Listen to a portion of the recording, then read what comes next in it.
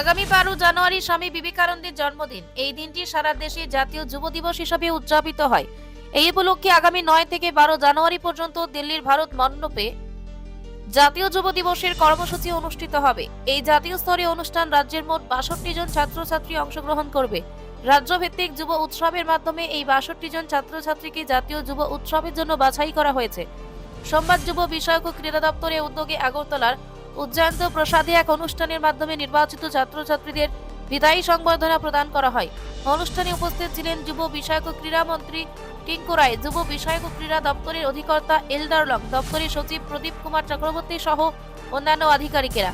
অনুষ্ঠানে বক্তারা ছাত্রছাত্রীদের শুভেচ্ছা জানিয়ে যুব বিষয়ক ও ক্রীড়া মন্ত্রী টিঙ্কু রায় বলেন, জাতীয় যুব দিবসের মঞ্চে রাজ্যের প্রতিনিধিত্ব করা তাদের জন্য গর্বের বিষয়।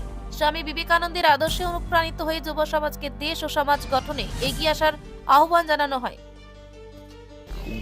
দেখুন, আপনারা সকলেই জানেন 12 জানুয়ারি যে যুব উৎসব, সেই যুব উৎসবকে কেন্দ্র করে প্রতি বছরের ন্যায় এবারও দিল্লিতে যাচ্ছে আমাদের এখানকার প্রতিযোগিতা। যারা বিভিন্ন ক্যাটাগরিতে তাদেরকে সিলেকশন করা হয়েছে, আমাদের প্রত্যেকটা জেলাতে জেলাভিত্তিক অনুষ্ঠান হয়েছে, সেখান থেকে নির্বাচিত যারা হয়েছে তাদের এই সংখ্যাটা একসঙ্গে তারা দিল্লিতে যাচ্ছে। এবং আমরা আশাবাদী আমাদের ত্রিপুরার বিভিন্ন বিষয় তারা সেখানে তুলে ধরবে এবং ত্রিপুরার নাম উজ্জ্বল করবে। গত বছরও এই যুব উৎসবে ভারত মণ্ডপে হয়েছিল, সেখানে প্রধানমন্ত্রীর উপস্থিতিতে আমাদের রাজ্যে দুটো বিষয়ে আমরা তৃতীয় স্থান অর্জন করেছি।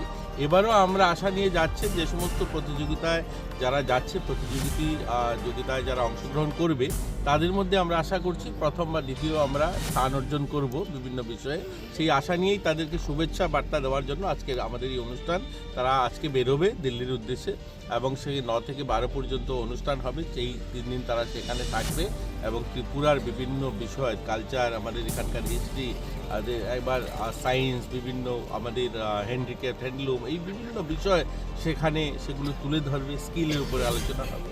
তো সমস্ত বিষয় নিয়ে আমরা আশাবাদী আমাদের ছেলেমেয়েরা সেখান থেকে কিছু শিখবে, গোটা দেশের যুবদের সঙ্গে ভালো সুসম্পর্ক তৈরি হবে এবং সেখান থেকে কিছু নিয়ে আসবে এবং এখানকার আমাদের যে ঐতিহ্য সেটাকেও সেখানে তুলে দেবে।